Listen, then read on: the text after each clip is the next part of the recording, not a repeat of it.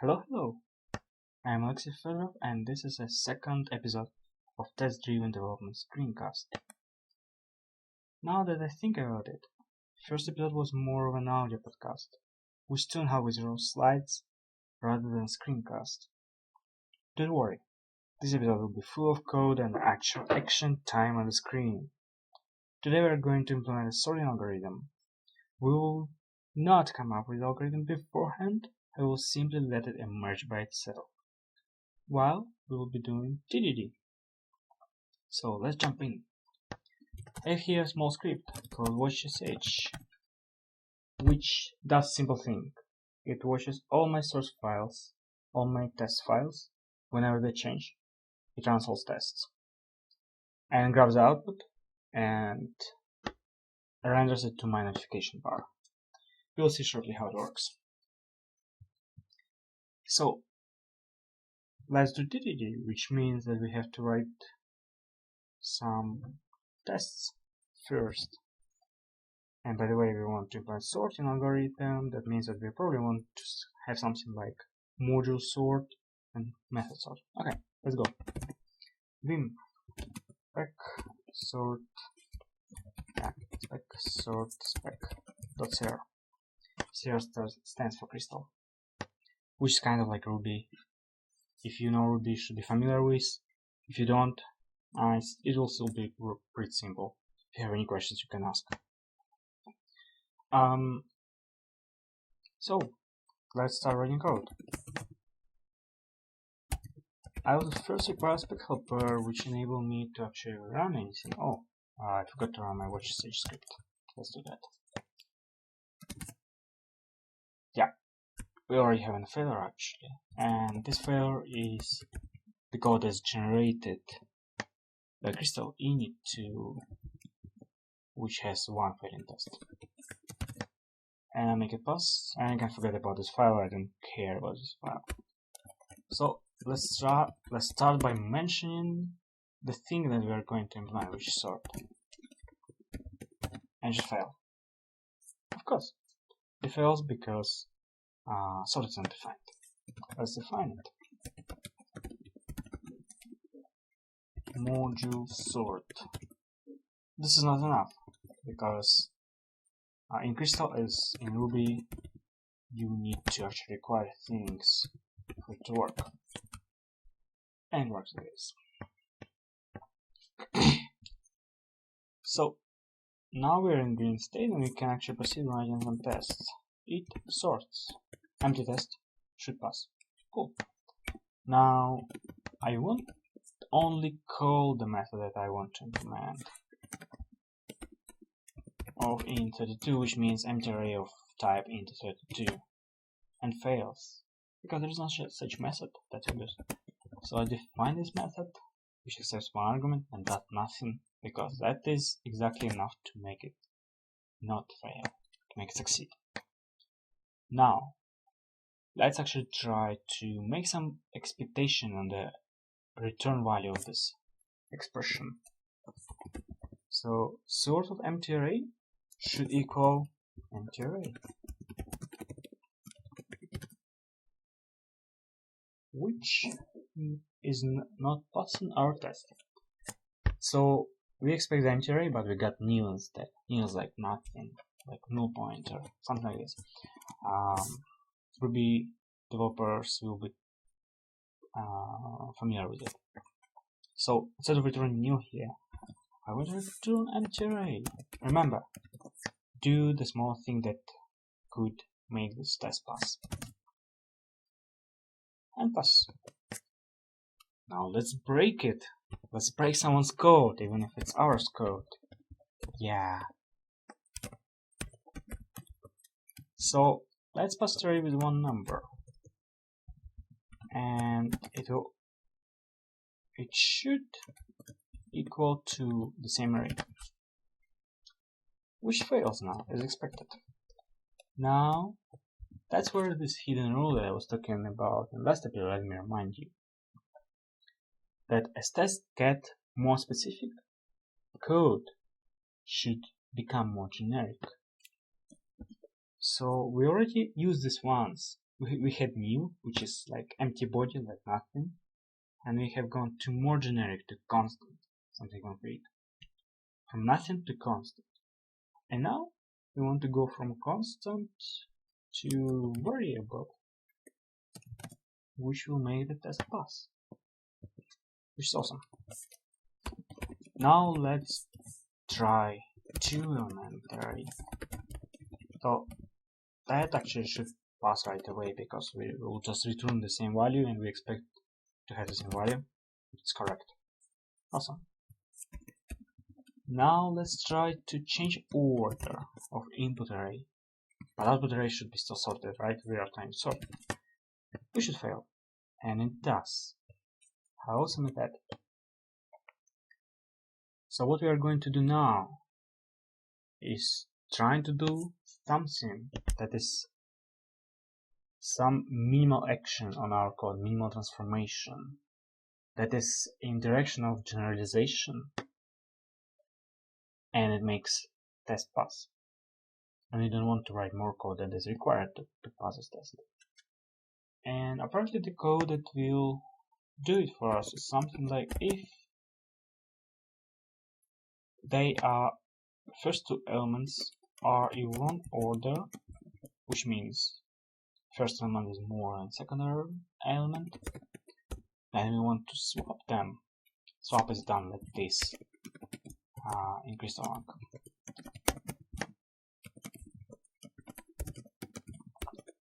So we basically say that we destructure tuple containing A1 and A0 into A0 and A1, which is basically a swap. That won't work because we will have index out of bounds exception. Yeah, my watch sage doesn't catch exceptions. It doesn't extract them in. That's fine, that's okay. At least I don't have to look in the other terminal 90% of the time. So what happened here is that we no longer do the correct thing with empty and one element array. Let's fix that by adding a guard clause. Return A if added size less than 2. And it should work. And it does. That's just wonderful. So let's try now to sort 3 elements. Let's begin as always from already sorted ones, which should return the same thing. And I expect it to pass. And it does. Now, what happens if I change order of first 2 elements, but I will leave third at its place? I expect it will actually pass. And it does. So what will happen if I actually change the order of last 2 elements? I expect it to fail because we are not doing anything with the last element. So we return the same array now. Let me think now. What I can do here is to not go into directional generalization, just add another if, but we are going to remain this if right away when we get to green state, of course, because that's a point where we can refactor. So now we want to compare first and second. If they're not in right order, we want to swap them. Right? And it didn't work. You know why? The same reason that the first if didn't work the first time. Index out of bounds. So we actually have to check it here. That added size more than 2 and that works. So now it's not really duplication, they're a bit different, right? Let's make it a true duplication now. I have one more space that I need to have here. Okay. Let's say now added size more than 1. And now it is really the same thing. And we don't need this as far as I know. Yep, we don't need it.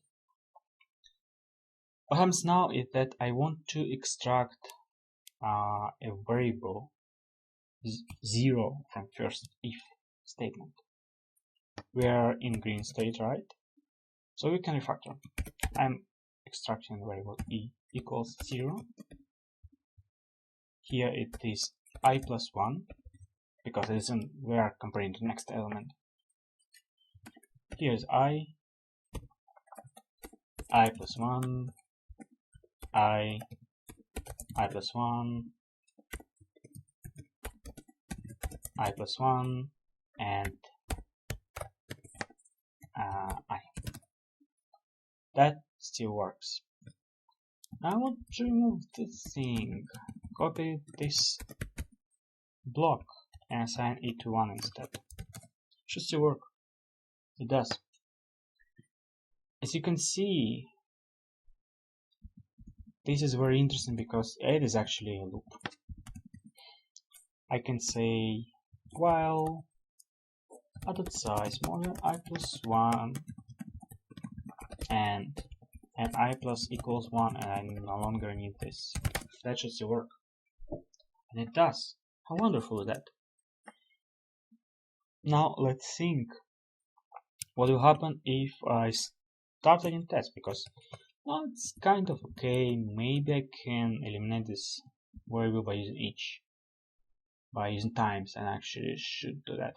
So going from equals 0 and comparing I plus 1 to added size, which means that we will go from 0 to added size minus 1, not including, which means added size minus 1 dot times do e, and we don't have to initialize e and don't have to increment it. That should still work. Yes, it does. I think we are finished with refactoring. Actually we are not. Actually there is a small thing that is no longer required here. So this means because we moved it out into while loop. So the only condition here is this one, if neighboring elements are out of order.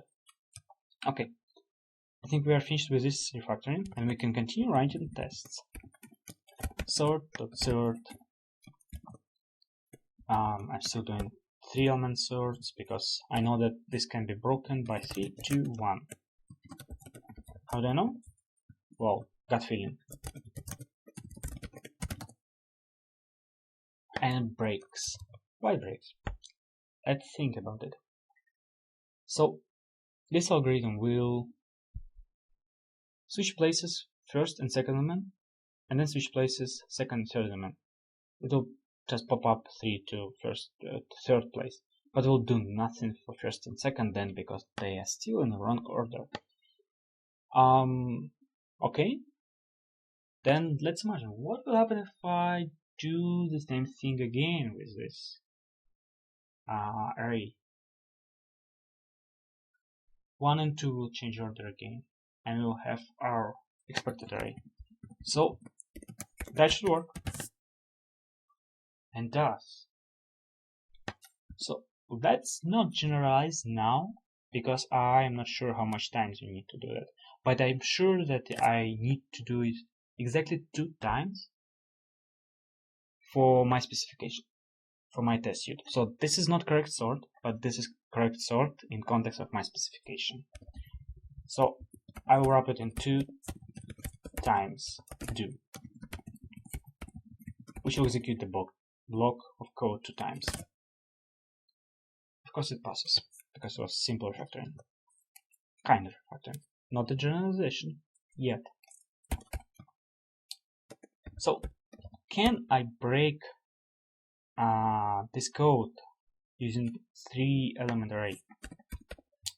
Let's try. We have 2 combinations left here.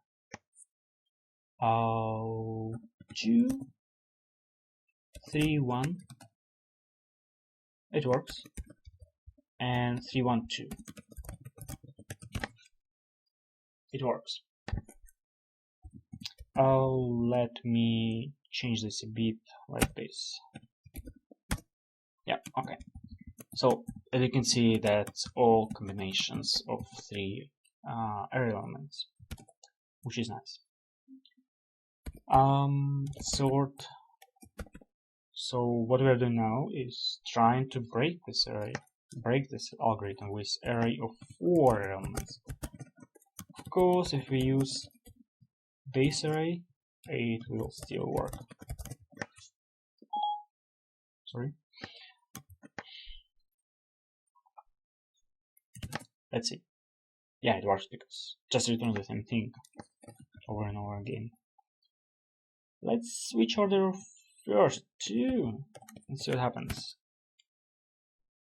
It works as expected because we do switch order first too. Maybe switching order of this two will help to break it. No, doesn't look like. Okay, let's just change order and reverse it.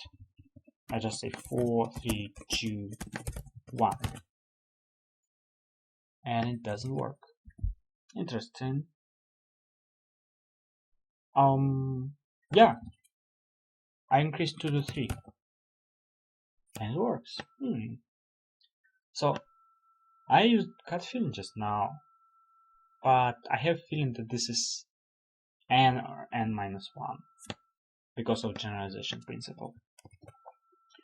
So, let's try to actually break it. So, there is one small little thing that we were breaking our previous imputation each time by using a reverse order array. So I will just use it right away with 5 element list. And doesn't work. So if my gut feeling is correct, increasing to 4 should make it pass. And it does. Interesting, right? So I suppose it's R size minus 1. Now, let's go here. I have some randomly generated numbers. I will generate other numbers so that they are better here. And I'll actually add tests with them and I manually will sort them in my mind and write out the expectation and see if it works. So pass it.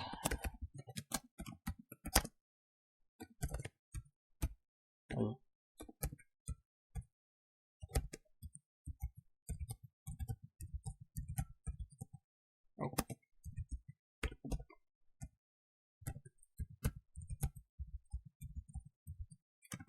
Okay, and now it should equal 2. Let me see. 5 looks like it will be the first one. We have 15. We have 26, I think. We have 29. We have 34. We have 36. We have what else? 47. We have 50 something. No, we don't. 66. 71, 73, 74. We have 80. We have 85 and 86. We have 90. We have 93. Yeah, it was correct. Success. So now might be that test suits not working or something, or just try changing number and see failure. Yeah, it does. So it returns exactly what we wanted. And now we have our successful read and sort, which is small and nice. 2 loops. It is quadratic. And if you think what it does, it is a bubble sort. So here comes the question. Important question. Why the worst possible algorithm have emerged while we were using TDD? This is an interesting question. Is TDD bad? But I want to ask another question here. Are we really kind to the user of our function?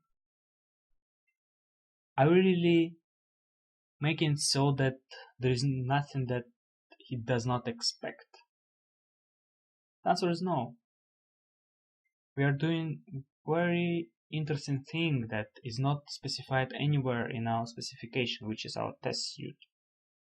We are modifying the original array. which is a bad thing to do because specification doesn't mention it, so it is actually untested code. Someone may rely on it, but then we'll change sort implementation and we'll no longer modify the original array to copy array, for example, and do a new array. And someone code will break. So we made not very good thing here by modifying original argument because we don't control it. It's not our memory, it's memory of our user. This mutation is unexpected. Okay, and the root problem is here. I'll highlight it for you. This operation, this line, this is swap operation. Now I wonder what will happen if we were to ban swap operation and any kind of mutation of the argument of the function. We are still fine with creating local variables, mutating them, and discarding them. That's totally fine.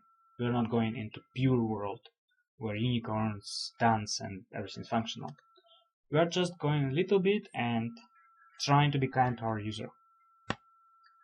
And we will try to implement sorting algorithm again from scratch, forgetting everything that we have here, but just remembering that we banned swap operation, especially swap operation, generally any kind of modification of argument. And what will happen? What will be the algorithm that will emerge from our TDD process there? Find out next time on the next episode of Test Driven Development. Have a good day.